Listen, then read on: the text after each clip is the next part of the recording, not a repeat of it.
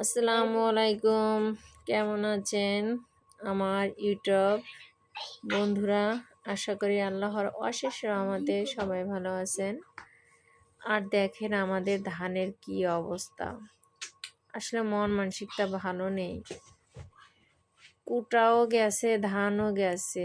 এমনি আপনি দেখেন এত যত্ন করে যখন ধান চারা দিবেন তখন ধানগুলো আপনার গজ বের হয় না। আর এখন দেখেন সারিবদ্ধভাবে গজিয়ে গেছে, দেখেন সবুজ সবুজ দেখাচ্ছে। আর এখানে পানি বেঁধে গেছিলো, পানি তো প্রতিদিনই মেশিন দিয়ে খেঁচা হয়েছিল, তারপরেও একদিন পানি ছাড়াই দেখেন আজ কতদিন বৃষ্টি হচ্ছে। আসলে কি জানেন, আল্লাহ যদি খেতে না দেয় তাহলে আসলে খাওয়ার কারো সাধ্য নেই। আর এইদিকে দেখেন অন্য জমি থেকে এনে শুকানো হচ্ছে, এগুলো গোয়াজ হয়েছে। এগুলো হচ্ছে আপনার পোলাও ধান। আর দেখেন কিভাবে গজ হয়েছে, আসলে দেখা যায় না। একটা কৃষকের পরিশ্রমের ফসল যখন ঘরে তুলতে না পারে তখন তার কতটা কষ্ট হয়। আসলে খুব খারাপ লাগতেছে। দেখেন আমার আব্বু, আমার ভাইয়া উঠাইতেছে, আবার কিষান আছে।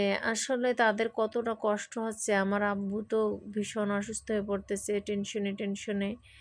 কি করার আছে, করার কিছুই নেই। শুধু আমাদের না, সবারই দেখেন এই খ্যারগুলো না শুকাইলেও গরুটি খাবে না। আপনার আমরা এই ধানগুলো পড়ে গেছে, এগুলো গোয়াজ হয়ে গেছে, এগুলো পানি সরানোর ব্যবস্থা করানো হয়েছে, তারপরেও ধানগুলো আপনার খাড়া নেই, পড়ে গেছে।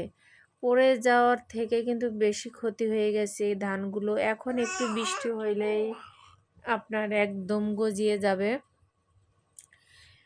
আর একটা ঘেরের ওই সাইডের বাম পাশের ওই একটা ঘেরেরই ধান উঠানো সম্ভব হয়েছে, আর একটাও না।